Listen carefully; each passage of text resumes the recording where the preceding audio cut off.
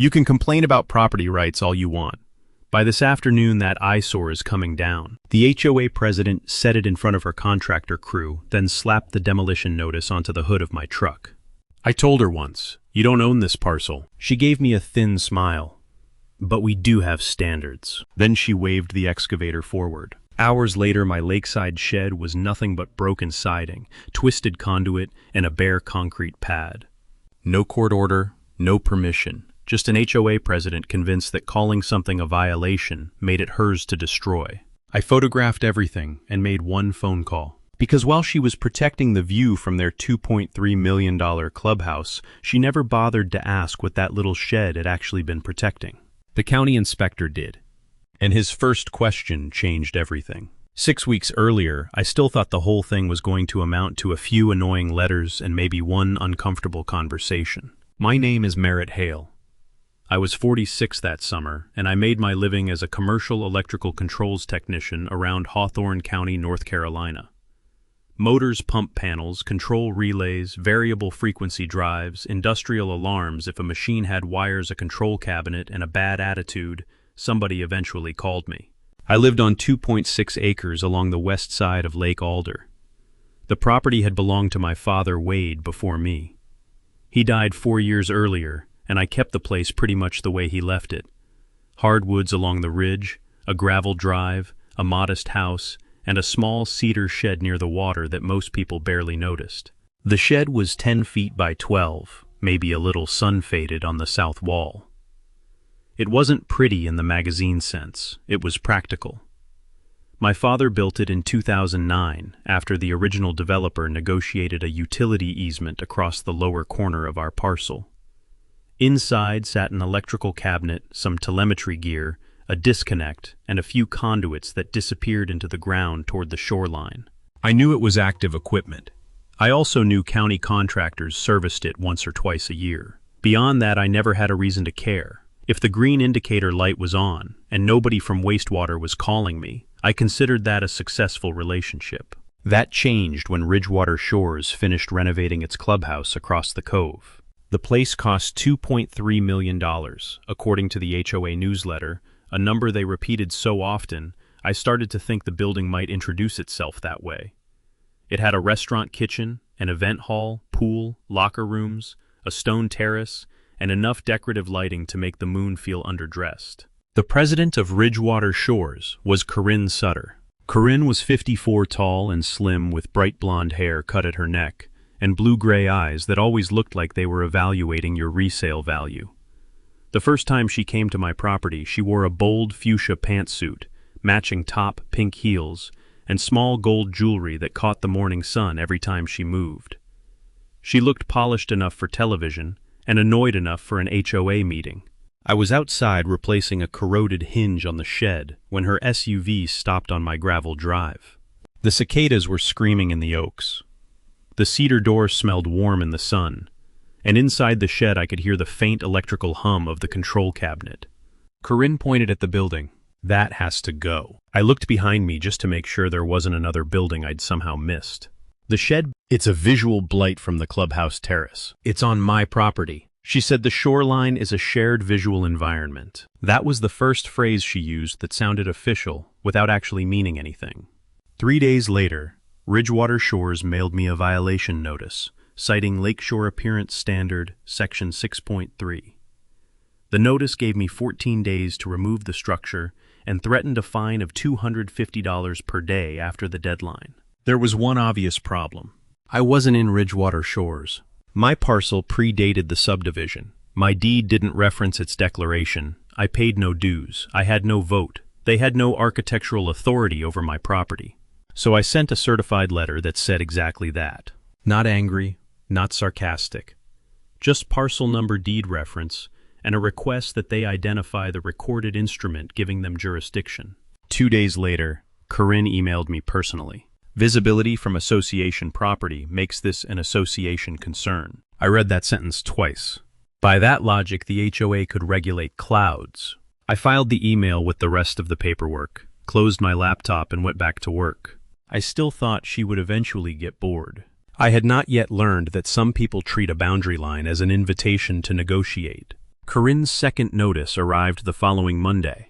This one said "Final Enforcement Warning" across the top in red letters, and threatened all remedies available to the association, including lien enforcement, a lien, on property that wasn't in the association. That was the moment I stopped treating the letters as irritating and started treating them as evidence. I drove to the Hawthorne County Register of Deeds and pulled my deed, the Ridgewater Shores Declaration, the subdivision plat, and the amendments filed over the previous decade. I spread them across my kitchen table that evening with a legal pad and a cup of coffee strong enough to remove paint. The boundary was clear. My parcel sat outside the subdivision line. The HOA declaration was clear too. Its covenants applied to lots listed in the recorded development. Mine wasn't one of them. The next morning, I paid a local property attorney, Elias Venn, for an hour of his time. Elias was the kind of lawyer who didn't waste words, because he charged by 6-minute increments, and apparently respected the concept. He looked through the documents, then tapped the plat with one finger. They can send you paper all day. They cannot make your parcel join their association by stationery. What about the lien threat? On these facts, nonsense. If they actually record something, call me immediately. We sent a cease and desist letter with certified copies of the deed and plat. The practical point was simple. Before you argue about whether a rule is fair, establish whether the people quoting it have any authority over you in the first place. Corinne received that letter on a Thursday. By Friday, the argument had changed. An anonymous complaint went to the county building department claiming my shed was structurally unsafe and contained exposed electrical hazards in close proximity to public recreational water. Nobody used the phrase visual blight anymore. Now it was safety. Inspector Lyle Mercer came out Monday morning. Lyle had been with the county long enough that his clipboard looked older than some elected officials. He walked around the shed, checked the framing, looked at the service equipment, and asked me to open the cedar door. The smell inside was exactly what it always was. Dry wood, warm dust, a hint of electrical insulation, and that faint metallic scent you get around old control gear. Lyle studied the cabinet. This yours? Structure is. Equipment gets serviced by county contractors. He leaned closer to a faded equipment tag. Who maintains LS2? I shrugged. I was hoping you were going to tell me what LS2 is. He looked at me, then back at the cabinet. That's interesting. I have learned in my line of work that you never want an inspector to say, "That's interesting," while staring at something attached to your property. He took photographs of the disconnect the telemetry antenna and 2 conduit runs. Then he checked the shed framing again. 20 minutes later, he handed me his field note. No condemnation. No immediate electrical hazard. Structure's old, but it's serviceable. So the complaint goes away. The complaint does. He pointed toward the cabinet. This other thing, I'm going to make a call. That same afternoon, Ridgewater Shores posted a community newsletter saying an adjacent property owner was refusing to cooperate with efforts to protect shoreline safety and community value. Corinne didn't name me, but she included a photograph of my shed. I could see my own truck mirror in the corner of the picture. A neighbor named Orson Pike texted me a screenshot. You famous now, actually. Want me to comment? No. That answer probably disappointed him. Orson enjoyed Facebook conflict the way some men enjoy college football. Instead, I created a folder on my computer. Notices, emails, certified mail receipts, screenshots, county inspection notes, photographs of the shed from all 4 sides with date stamps. I also saved the original files from my security cameras. I didn't know what Corinne would do next, but I knew something from years of troubleshooting control failures. When a system starts behaving strangely, record the condition before anybody touches it. Documentation is boring, right up until the first person says something never happened. 3 days later, Lyle called. I found the old utility reference, and I need archive records before I say anything definitive. But don't remove that shed. I wasn't planning to. There was a pause. Make sure nobody else does either. That was the first time I felt the argument shift under my feet. Corinne thought the county complaint had given her another weapon. Instead, it had made a county inspector curious about the one building she wanted gone. The folder also gave me one more thing I hadn't expected. A timeline. Every threat from the HOA followed immediately after I asked for proof. The moment I stopped arguing on their terms, they changed the terms. That pattern told me more than any single letter did. The following week, Corinne changed tactics again. This time, she stopped pretending I owed the HOA anything and tried to buy the problem. A letter arrived from Ridgewater Shore's attorney offering to purchase a narrow strip of my shoreline property for $24,000. The strip included the shed. The proposed agreement required me to remove all non-conforming structures before closing. I called Elias. He read the offer and said, "They've gone from 'we control it' to 'please sell it to us.' That's progress. I'm not selling." "Then don't." So I declined in writing. The next morning, I found 3 orange survey ribbons tied to brush along my lower property line. They weren't mine. By noon, 2 wooden stakes had appeared near the gravel turnout beside the shed. Someone had painted small white arrows on them pointing toward the clubhouse. I called a licensed surveyor named Beckett Rowe, a compact man with a sunburned neck, a robotic total station, and the ability to become personally offended by a misplaced property pin. He found the original monuments and reset witness stakes well inside my side of the line. Then he handed me a signed sketch with coordinates and photographs. "Anything over here belongs to you," he said. "Anything over there belongs to them." A property line is one of the few things in life that gets less complicated when you measure it. The practical point was just as simple. If a boundary matters, get it surveyed before somebody turns memory into evidence. I added Beckett's report to my growing folder. That afternoon, Orson came by carrying 2 cans of iced tea. "You know why she's doing this right now? Because she believes fuchsia is a form of jurisdiction." He laughed. "No, weddings." The new clubhouse terrace had become Ridgewater Shore's big revenue project. Summer weddings, anniversary parties, corporate dinners. Corinne was chairing a marketing committee that wanted photographs of the terrace looking across the water at sunset. My shed sat in one of those sight lines. Not much of it, maybe 8 feet of weathered cedar between 2 dogwoods. But apparently 8 feet was enough to threaten civilization. 2 days later, Corinne came to my house herself. She walked down the gravel in those pink heels without looking at the ground. I'll give her that. Most people wearing shoes like that move on gravel like newborn deer. She stopped beside the shed. "I'm trying to find a reasonable solution. You offered to buy land I don't want to sell, and you refused. That's how offers work." Her jaw tightened. "We have promotional photography scheduled next Friday. If you remove the structure before then, I'm prepared to recommend the board withdraw every fine." "There are no valid fines." "You know what I mean." "I do. I just don't agree with it." She looked past me at the shed. "Do you understand how much money people have invested over there?" I followed her gaze toward the clubhouse. "I understand how much money the HOA says it spent. $2.3 million. Congratulations." Her expression hardened. People who invested in this lake shouldn't have to look at a service shed. There it was. Not safety. Not code. Not even the made-up idea of shared shoreline standards. Status. Her members had expensive houses and an expensive clubhouse. I had a work truck, calluses on my hands, and a cedar building that contained equipment nobody at the cocktail terrace understood. That made me removable. I asked her one more time. "Send me the recorded authority that gives Ridgewater Shores the right to remove a structure from Parcel 18B. She didn't answer. Instead, she said, "You are making this harder than it needs to be." Then she walked back toward her SUV.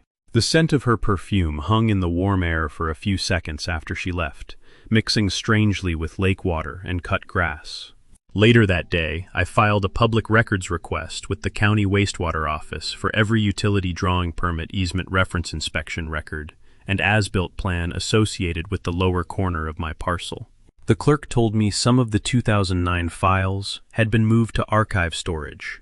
How long? Maybe a week? I looked at the calendar. Corinne's promotional shoot was in 4 days. At the time, I didn't think the timing mattered. It mattered a lot. Beckett also photographed the survey ribbons Corinne's crew had tied on my side.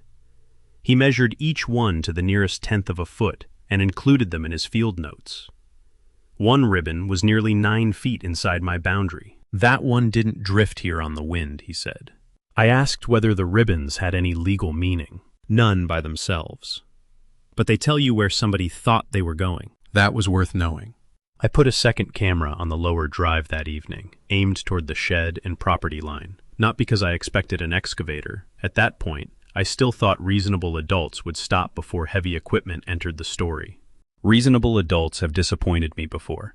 On Tuesday evening, Ridgewater Shores held a board meeting. I wasn't there. I wasn't a member, remember? But one board member, Treasurer Dalton Reeve, sent me a copy of an agenda item the next morning. Shoreline nuisance abatement, $6,800. The description said the money was for removal and disposal of unsafe, non-conforming structure adjacent to common use lake frontage. Adjacent. That was doing a lot of work. I forwarded the document to Elias. He called me 10 minutes later. Do not give them permission to enter. I haven't. Do not sign anything. I won't. And keep the cameras running. That part I had already handled.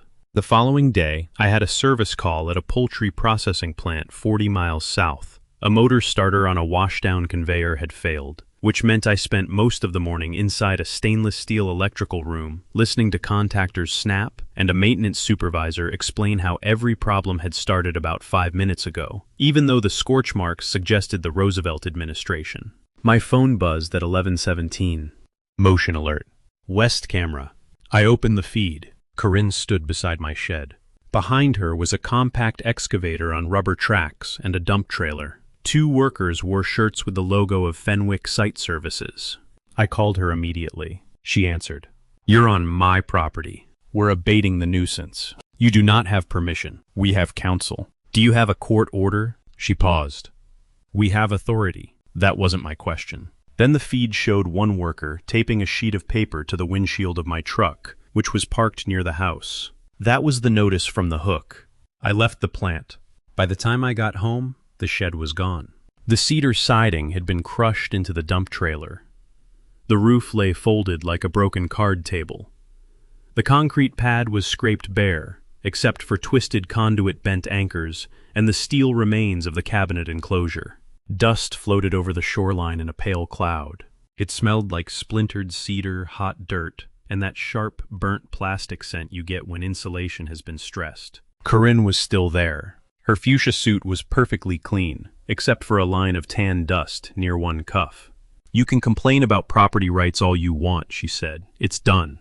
I looked at the wreckage. Then I looked at the workers. Anybody isolate the circuits before demolition? One of them glanced at Corinne. She answered for him. The structure was disconnected. By whom? No answer. I didn't touch anything. That matters. When electrical equipment has been damaged, your first instinct is to make it safe. Straighten it, move it, cover it, do something useful. But if you are also looking at possible trespass and property destruction, everything you move becomes one more argument about what condition it was in before you touched it. So I took photographs. Wide shots first, then close-ups. Broken enclosure, conduit bends, cable jackets, anchors, track marks, contractor logos, the demolition notice on my truck, Corinne standing on the property, my security camera timestamps. I also asked Orson, who had watched from his dock across the cove, to send me the original video from his phone instead of a compressed social media copy. The practical point when somebody damages property and responsibility is disputed, preserve the condition before you repair the story for them. Then I made the phone call. Hawthorne County Wastewater. Lyle answered. Mercer. It's Hale. Ridgewater Shores demolished the shed. Silence. They did what the excavator. It's gone. Did they touch the control enclosure? I'm looking at part of it on the ground. I'm coming. He arrived in 32 minutes with a county utility technician named Joran Bell. Joran stepped out, took one look at the pad and said a word. I won't repeat because YouTube likes advertisers. Then Lyle pointed to a gray conduit that had been pulled partly from the soil. Where is the LS2 control enclosure? I nodded toward the dump trailer. Remember, the HOA put it in there. Corinne folded her arms. This is private equipment on an unsafe structure. Joran turned toward her. Ma'am, LS2 isn't private equipment for his house. She hesitated. What is it then? He looked across the water toward the clubhouse. It's your lift station control system. Nobody said anything for several seconds. A boat motor buzzed somewhere out on the lake. Lyle pulled out his phone. Do not energize anything. Do not move anything. Do not remove that trailer. Corinne's face changed. Not much. Just enough. What does that mean? It means Lyle said I'm opening an emergency compliance case. And just like that, the building Corinne had spent 6 weeks calling worthless became the most important 12 by 10-foot patch of ground in Ridgewater Shores. The county found the archive file the next morning. Permit WW-2417. I sat in Elias Venn's conference room with Lyle Mercer and a wastewater engineer named Soren Vale while we went through a scanned set of 2009 drawings. The first sheet showed the lower utility corridor crossing my parcel. The second showed a small private lift station branch labeled LS2. The third showed my shed. Not shed, technically. Control enclosure, maintain in place. Inside the approved enclosure were 4 things the permit required: the emergency disconnect, a high water alarm controller, telemetry equipment, and protected access to the service conduit serving the lift station. Soren explained it in normal English. Wastewater from the clubhouse didn't simply roll downhill into a public sewer by gravity. The site sat low enough that the clubhouse branch needed a lift station to pump flow up to the county connection. If the wet well filled too high, an alarm float was supposed to trigger a local signal and send telemetry to the monitoring point. If that alarm path isn't reliable, Soren said, the permit condition isn't met. So the pumps can still run. Maybe. That isn't the same as being compliant. That distinction turned out to matter more than anything Corinne had put on letterhead. Then Elias found the recorded easement. It was a 2009 utility easement and maintenance covenant signed by Ridgewater Shores' original developer and my father. The easement allowed access to the utility corridor for inspection and maintenance. It also required the grantee and its successors to maintain the control enclosure, protect the equipment, and repair any damage caused by its agents or contractors. Elias read the paragraph twice. They demolished a structure their own easement required them to protect, Lyle said, and their current permit package still references this drawing. That was the midpoint of the whole story. Until then, I had thought Corinne destroyed my property because she didn't understand boundaries. Now I knew she had also damaged infrastructure Ridgewater Shores depended on to keep its clubhouse legally operating. And the best part, if you can call it that, was that I didn't have to shut off a valve, pull a breaker, block a pipe, or do anything dramatic. The county already had a process. Lyle issued a temporary compliance notice that afternoon. Ridgewater Shores had to restore the approved protective enclosure and verify the alarm and telemetry functions. Until then, the clubhouse branch would operate only under temporary monitoring, subject to county review. Corinne called me at 5:46. You need to authorize repairs immediately. I haven't stopped repairs. You're refusing access. No, your easement defines access. Follow it. This is going to cost the association money. I looked at the demolition estimate sitting on my desk. $6,800 bought you this problem. She hung up. The useful lesson was almost embarrassingly plain. A permit drawing can matter more than 100 angry emails, because the drawing tells everyone what had to exist before the system was ever allowed to operate. Corinne had spent weeks trying to prove that my shed had no value. The county file proved the opposite in black lines on white paper. Soren pointed out something I would have missed. The permit drawing didn't care whether the cedar walls were attractive. The enclosure kept required equipment protected, accessible, and identifiable. Remove that protection, and you had changed the approved installation. Lyle then found the HOA's clubhouse renovation submittal from 3 years earlier. The same drawing was in that package. Corinne's name appeared on the transmittal email as board president. Elias leaned back. That doesn't prove she studied every sheet. No, I said. But it makes "we had no idea" harder to sell. Rain began ticking against the conference room window. Once the permit notice went out, Corinne wanted speed. I wanted sequence. Those are not the same thing. She proposed having a handyman build a new box around the damaged controls over the weekend. Soren Vale rejected that immediately. This isn't patio furniture, he told her on a conference call. You have damaged components, uncertain conductor condition, and a permit-defined alarm path. We document, inspect, design, restore, then test, Corinne said. How long? Soren said, as long as it takes to know the system works. I liked him. Elias and I built the plan in 3 layers. First, evidence. He sent preservation letters to Ridgewater Shores Fenwick Site Services, the HOA's attorney, and its liability carrier. Security video, invoices, Texts, emails, board minutes, work orders. Nothing related to the demolition was to be deleted or altered. Second engineering. Soren cataloged every damaged component. Conduit deformation, broken enclosure anchors, stressed cable jackets, relay identification, telemetry hardware, existing float circuits. I understood enough controls work to follow him, but I deliberately stayed out of the repair itself. If I touched the wiring, Karen would eventually claim I caused the failure. I wasn't giving her that door. Third, compliance. We asked the county to require a formal pump cycle and high water alarm test before the Clubhouse branch returned to normal status. Lyle agreed. The test was simple in concept. Run the station through an operating cycle, confirm the pumps respond properly, simulate the high water condition according to procedure, verify the local alarm, verify the required telemetry signal reaches its monitoring point. If the system passed, the county signed off. If it didn't, nobody got to explain the failure away with a press release. That was our so-called trap. There was no hidden switch, no sabotage, no dramatic cable I planned to cut at midnight. The trap was a test with witnesses and a pass-or-fail result. A lot of people underestimate how powerful that can be. Karen did not. Within 4 days, her tone changed. She stopped calling the shed a nuisance.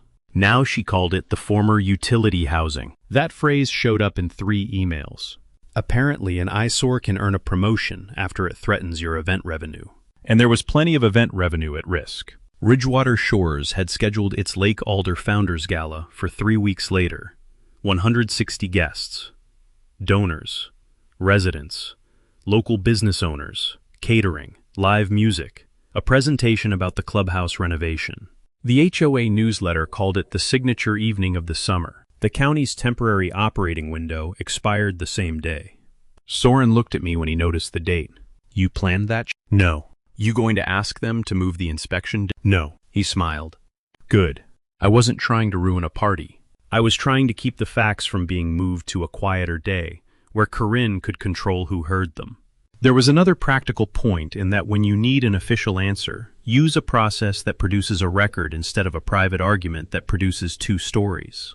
The week before the test, I put temporary weather protection over the remaining equipment at the county's direction. Nothing fancy rated covers barriers, warning tape, no changes to the circuitry. At dusk, the lake breeze rattled the plastic sheeting softly against the stakes. The smell of rain came off the water, cool and mineral. My father used to say, bad repairs begin when somebody gets embarrassed by how long a good repair takes. Wade had no patience for shortcuts. He spent most of his life fixing things other people had temporarily solved. Standing beside the damaged pad, I finally understood why he had agreed to the utility easement 17 years earlier, but insisted on that maintenance covenant. He wasn't trying to predict Karen. He was doing what practical people do. He assumed someday somebody would stop paying attention. All the paperwork did was make sure their mistake would still have a name when it happened. The preservation letters mattered almost immediately. Fenwick's lawyer confirmed the dump trailer had not yet been emptied because the insurer told them to hold the debris. Soren and Lyle inspected the recovered enclosure pieces at the contractor's yard. The cabinet door was bent nearly in half. 2 terminal strips had been torn loose. 1 conduit fitting still carried a chunk of cedar where the excavator had pulled the wall away around it. That physical evidence answered another argument before it started. This was not a neat planned decommissioning. It was demolition around live infrastructure performed by people who believed the infrastructure didn't matter. I took no pleasure in seeing it, but I was glad nobody had swept it into a landfill. Evidence has a short life if everyone treats cleanup as the first priority. Soren also made the county create a written test sheet before the final inspection, each condition, expected response, actual response, initials. That way, nobody could stand on the terrace afterward and claim everybody remembered the test differently. Again, nothing dramatic. Just a piece of paper, waiting for either pass or fail. Karen came to my porch the following Tuesday with an attorney and a folder. Not her usual folder, a thick one. That meant money. She wore the same fuchsia suit I had seen the first time she complained about the shed. But now the jacket was open, and the controlled smile was working harder than it used to. The attorney introduced himself as Bram Kessler. We believe there is a path to resolve all outstanding issues. I motioned toward 2 chairs. Karen stayed standing. Bram opened the folder.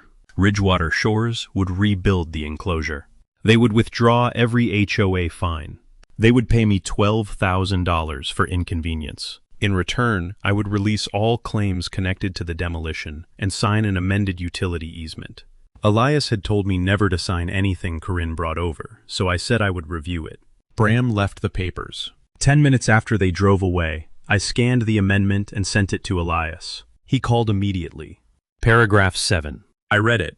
The new language gave Ridgewater Shores the right to relocate utility structures anywhere within a broad 30-foot corridor on my parcel, whenever the association considered relocation reasonably necessary. So they destroy the shed, I said, then want me to give them more control over the land. Correct. What happens to the old maintenance condition? Weaker language. Much weaker. I declined the offer. That evening, Ridgewater Shores sent an email to residents, saying an adjoining owner was preventing rapid restoration of essential sanitation equipment and placing community events at risk. There it was. The story had officially become my fault. Orson called. You want me to post the demolition video? No. Merritt, they're saying you're holding toilets hostage. I know. That doesn't bother you? It bothers me enough to keep the originals. Silence. You are not fun on the internet. I sleep okay. Elias sent the HOA a factual response the next morning. No insults. No accusation of corruption. Just dates. My certified letter denying consent. The survey. The demolition authorization. The county notice. The easement clause. The preservation demand. Somebody inside the HOA forwarded it to the full board. That is where Karen's problem became internal. Treasurer Dalton Reeve called me after lunch. I never voted to demolish your shed. Your agenda says nuisance abatement. We discussed landscaping cleanup near the shoreline. Karen approved the invoice under her discretionary limit. How much? $6,800. Exactly the figure on the agenda. Dalton sounded tired. Did the contractor have a survey? Not that I've seen. Court order? No. Written permission from me? No. He exhaled. I think we have a governance problem. That may have been the understatement of the summer. The HOA's liability insurer apparently agreed. 2 days later, an investigator named Keely Marr contacted Elias and asked to inspect the site. Fenwick Site Services hired its own attorney. Their position shifted quickly. The foreman produced a work order, signed by Karen, stating association authored to remove structure. Not we think. Not pending approval. Authorized. Her signature sat underneath. The workers also had text messages showing the foreman asked whether the structure contained live utility equipment. Karen had replied, "County confirms safe. Proceed." Lyle Mercer had confirmed no such thing. When Keely showed me that message, I didn't feel triumphant. I felt cold, because now I knew this wasn't a misunderstanding caused by one bad assumption. At some point, Karen had been asked the exact question that should have stopped the demolition. She answered it anyway. The air near the lake was heavy that afternoon, thick with humidity and the smell of wet leaves. Thunder rolled somewhere beyond the ridge. Keely closed her notebook. Mr. Hale, do you have any reason to believe you authorized demolition of— No. Any reason to believe the county didn't— No. She nodded once. All right. That was the day Karen lost the contractor, the insurer, and at least part of her own board. But she still had one thing left. The gala. And she was determined to make it look like nothing had happened. A week earlier, Karen's title alone had been enough to move contractors and board members. Now every person in the chain wanted a signature from somebody else. Fenwick's insurer wanted the work order. The HOA insurer wanted the board authority. The board wanted the attorney's advice. The attorney wanted the engineering record. Authority gets very cautious when liability starts asking for its mailing address. Dalton later sent Elias a copy of the HOA's discretionary spending policy. The president could approve emergency work below $7,500 without a prior board vote, but only for work on association property or association assets. Karen's $6,800 demolition fit under the dollar ceiling by $700. It failed the other half of the rule completely. That detail made Dalton angry in a way the technical material hadn't. She knew the limit, he said, She kept it under the limit. Whether that was deliberate was for the board and insurer to decide. I didn't need to speculate. The invoice already knew what number it was. With 9 days left before the Founders Gala, Ridgewater Shores hired a plumbing and controls contractor from 2 counties over. They installed a temporary control cabinet on the association side of the utility corridor. Karen announced in an email that the technical issue has been fully corrected. Soren Vale read the email at my kitchen table and laughed once through his nose. Fully corrected, that's what it says. Did they submit revised drawings? No. Did the county approve a relocation? No. Then the newsletter is ahead of the engineering. That happens more often than engineers enjoy admitting. The temporary panel could power the lift station controls, at least according to the contractor. The problem was that permit WW2417 didn't only require power. It required a functioning high water alarm and telemetry path. Soren reviewed photographs of the new installation and noticed the telemetry hardware hadn't been integrated the way the approved system showed. He would not say it would fail. Good engineers don't predict what a test can prove. He said, "I don't see evidence they've demonstrated the required signal." That was enough. We told nobody. Not Dalton. Not Orson. Certainly not Karen. The county would test it. If it worked, fine. If it failed, also fine.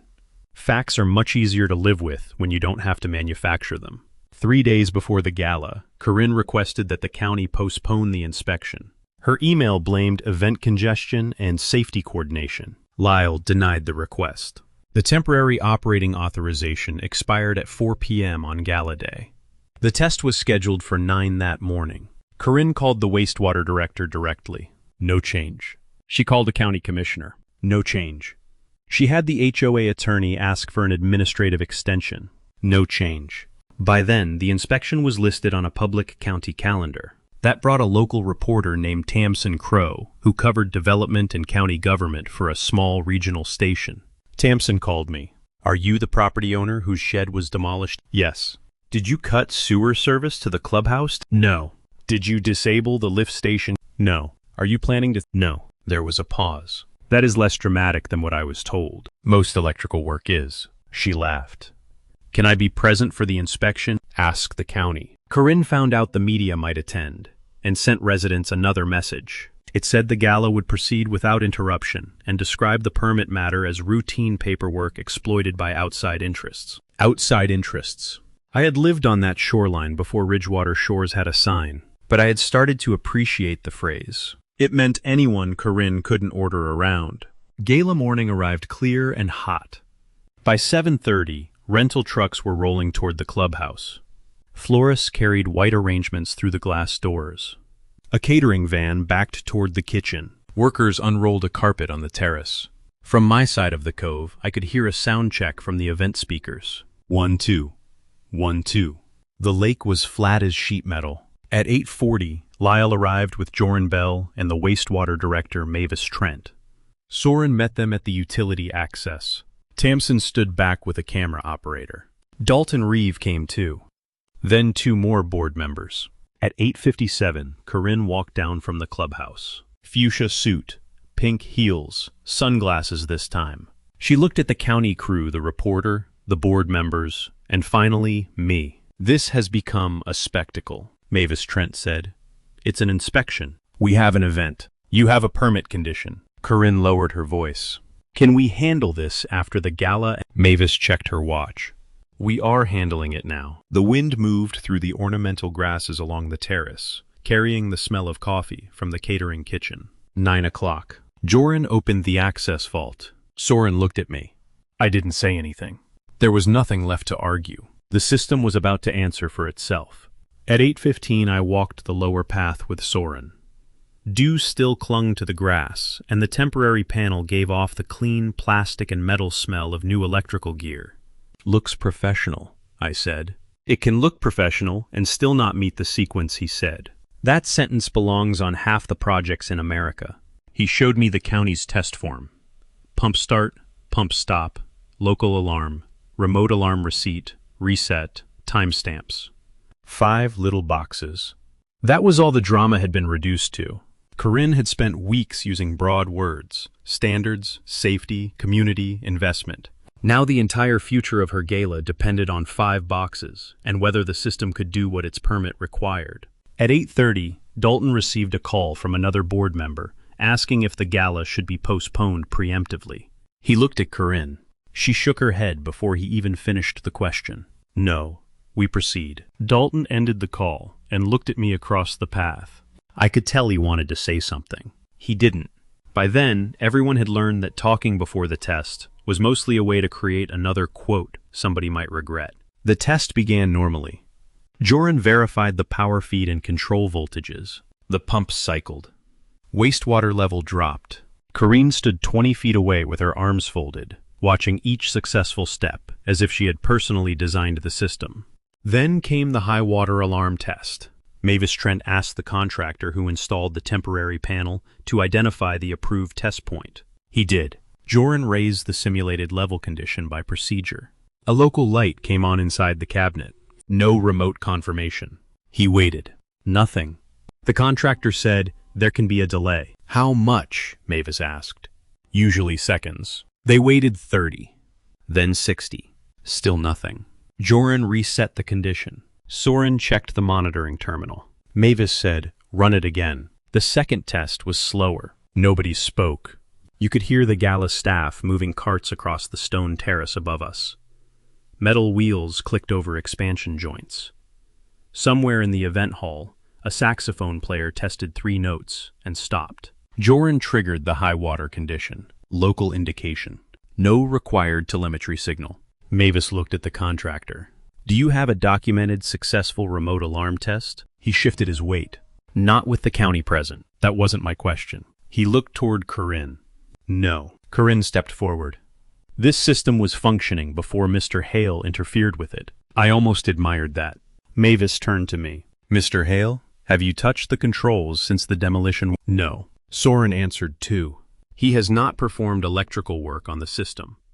The site condition was preserved after the incident." Lyle held up the county photographs taken the day of demolition. The original enclosure was damaged before Mr. Hale made the emergency call. Then the Fenwick foreman, who had arrived with his attorney, said quietly, "Our crew removed it under written authorization from Ms. Sutter." Corinne snapped toward him.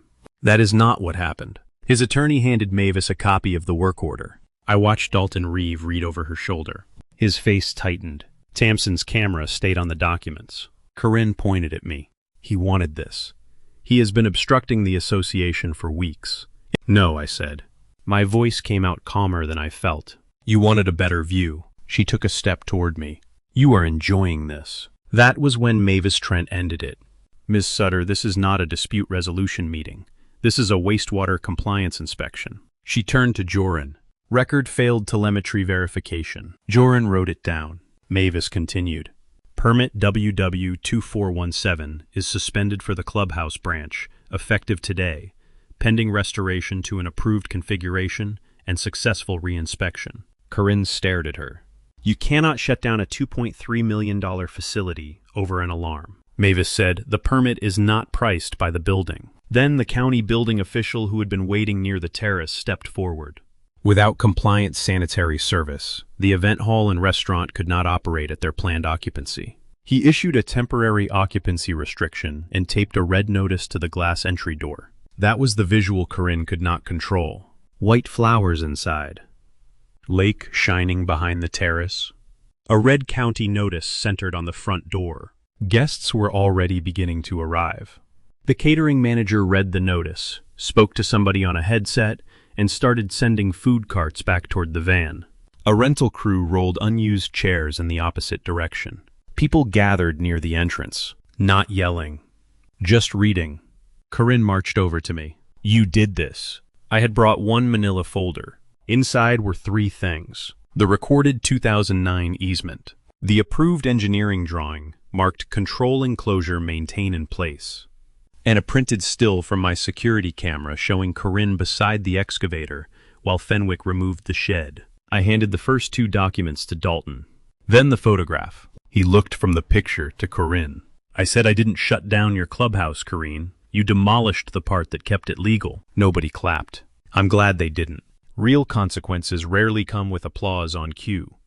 There was just a long silence, and the quiet mechanical hiss of the event hall doors opening and closing behind us. Dalton finally spoke. "I'm calling an emergency board session," Karen said. "You don't have that authority." Two other board members stepped beside him. "He does now," one of them said. Tamsin asked Karen whether she had personally authorized the $6,800 demolition. Karen walked away without answering. Her pink heels struck the stone in hard, fast clicks. The county crew kept working. That may have been the part I liked best. Nobody chased her. Nobody needed to. The process had already moved on without her. For a few seconds after the red notice went up, the terrace seemed to hold still. A server stood with a tray of empty champagne flutes. A florist had one hand on a white hydrangea arrangement. Guests near the entrance kept lowering their phones, then raising them again, unsure whether this was an inconvenience or a scandal. Mavis made the consequence clear for the board. "This is not permanent revocation. Restore the permitted configuration, demonstrate compliance, and request reinspection." In other words, nobody had destroyed the clubhouse. Nobody had taken it from them. The county was simply refusing to pretend a failed safety function had passed because the room upstairs was expensive. The emergency board session lasted less than an hour. By the end of it, Karen was removed as president pending a full membership vote, and Dalton Reeve was appointed interim chair. 3 weeks later, the residents made the removal permanent. The clubhouse remained under permit suspension for 41 days. That was how long it took Ridgewater Shores to hire the right engineer to rebuild the control enclosure in the approved location, replace damaged conduit and telemetry components, document the alarm circuit, and pass a county reinspection. The final engineering and construction bill was $84,300. 7 booked events had to be moved or refunded during the closure. I did not enjoy that part. Those customers had nothing to do with Karen's decision, and some of the staff working those events lost hours. But that is the ugly thing about reckless authority. The person making the decision is rarely the only person who gets the bill. Fenwick Site Services settled with its insurer and Ridgewater Shores carrier over the demolition work. My own property claim settled for $112,000, including the loss of the shed site restoration engineering review and legal expenses. The HOA also issued a written acknowledgement that Parcel 18B was not subject to Ridgewater Shores architectural jurisdiction. Every fine disappeared, not waived, withdrawn as invalid. That wording mattered to Elias. "It prevents them from pretending they did you a favor," he said. The old utility easement stayed in place because the lift station still had to operate. But the replacement agreement clarified access procedures, emergency entry, maintenance notice, and one point I insisted on. Ridgewater Shores could not relocate utility structures elsewhere on my land without written consent and county approval. No broad corridor. No blank check. No quiet expansion later. I rebuilt the enclosure that fall. Cedar again. Same footprint. Better roof. Better ventilation. Nothing fancy. The county approved it. Soren signed off on the control layout, and the final inspection sticker went inside the door where rain couldn't fade it. I added one small brass plate. Wade Hale, 2009. My father had a saying I heard so many times growing up that I stopped listening to it until I got older. If it carries power or water, know where it goes before you touch it. I had the sentence engraved beneath his name. Karen sold her house the following spring. I heard she moved closer to Charlotte. I never saw her again. Ridgewater Shores hired professional community management and adopted a policy requiring recorded legal review before any enforcement action involving property outside association boundaries. That sounds obvious. A surprising amount of peace comes from writing obvious things down. Dalton also convinced the new board to fund an annual infrastructure walkthrough with the county and utility contractors. Residents could attend. People who had spent years debating mulch color started asking where the sewer pumps were, where the stormwater went, who owned the retaining walls, and which easements crossed which parcels. Useful questions. The $112,000 settlement left me with more than I needed after rebuilding and paying expenses. I put $15,000 into a small scholarship through Hawthorne Community College for students entering electrical, plumbing, instrumentation, and wastewater trades. We called it the Wade Hale Skilled Trades Scholarship. The first recipient was a 19-year-old kid named Lennox Bryce, who wanted to become an industrial electrician. He came by the lake once after class because he wanted to see the control cabinet that started the whole thing. I opened the cedar door. He looked at the relays, the labeled terminal blocks, the telemetry unit. That's it, he laughed. All that trouble over this, pretty much. The cabinet hummed quietly. Across the water, the clubhouse terrace was full again, but now nobody from Ridgewater Shores had a key to my property, except under the conditions written into the easement. That suited me. I never wanted their clubhouse. I never wanted their money. I wanted the line around my property to mean what the documents said it meant. Turns out that was enough. If you've ever had an HOA invent authority it didn't have, tell me what happened in the comments. I'm especially curious what finally made them back down. And if you like stories where the paperwork turns out to be stronger than the intimidation, subscribe and share this one with somebody who has a folder full of HOA letters. The lake was quiet the evening I put Wade's brass plate on the new enclosure. A breeze moved through the dogwoods. The last light caught the letters. For the first time in months, the only thing humming down there was the equipment doing exactly what it was supposed to do. Now, hearing Merritt Hale tell it, the part that sticks with me isn't the red notice on that $2.3 million clubhouse. It's how little he actually had to do once the facts were documented. No screaming match, no midnight revenge, no dramatic switch he could flip just to make somebody suffer. He kept the records, he let the county run the test, and when permit WW2417 failed, the argument was pretty much over. I think a lot of people who've dealt with an HOA recognize that moment when somebody talks with complete confidence because they expect confidence itself to be enough. Have you ever had a board or property manager claim authority they couldn't actually show on paper? Put that story in the comments. I'd like to hear how it ended. If you enjoyed this one, like the video, subscribe to the HOA Lab, and share it with somebody who knows exactly what an envelope from the HOA feels like. Because sometimes the strongest answer in the room is just a document that says very quietly, no, that isn't yours.